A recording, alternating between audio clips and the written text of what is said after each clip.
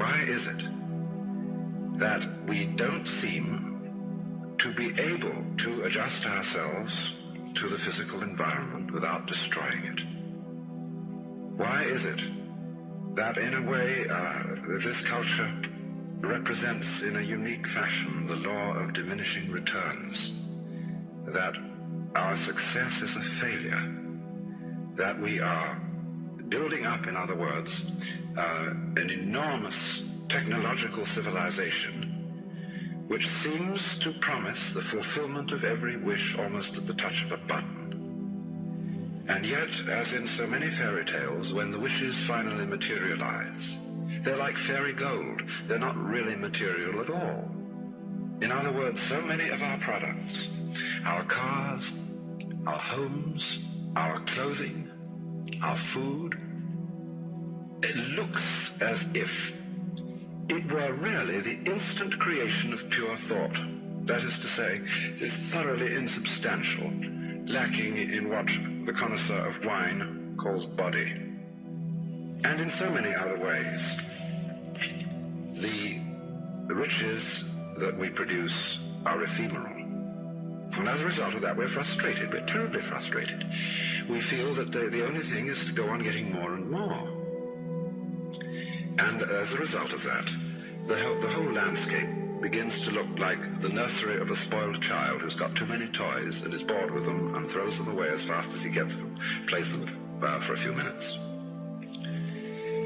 Also, we're dedicated to a tremendous war on the basic material dimensions of time and space. We want to obliterate their limitations. We want to get everything done as fast as possible. We want to convert the rhythms and the skills of work into cash, which indeed you can buy something with, but you can't eat it. And then rush home to get away from work and begin the real business of life, to enjoy ourselves. You know, for the vast majority of American families, what seems to be the real point of life, what you rush home to get to, is to watch an electronic reproduction of life. You can't touch it. It doesn't smell, and it has no taste.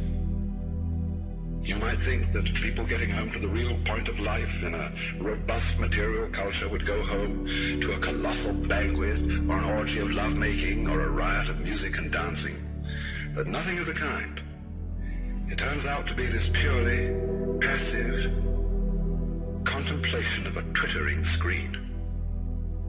You see mile after mile of darkened houses with that little electronic screen flickering in the room. Everybody isolated, watching this thing, and thus in no real communion with each other at all.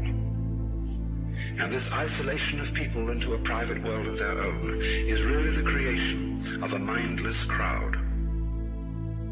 And so we don't get with each other, except for public expressions of getting rid of our hostility, like football or prize fighting. And even in the spectacles one sees on this television, it's perfectly proper to exhibit people slugging and slaying each other, but oh dear no, not people loving each other, except in a rather restrained way. One can only draw the conclusion that the assumption underlying this is that expressions of physical love are far more dangerous than expressions of physical hatred. And it seems to me that a culture that has that sort of assumption is basically crazy and devoted, unintentionally indeed, but nevertheless in fact devoted, not to survival, but to the actual destruction of life.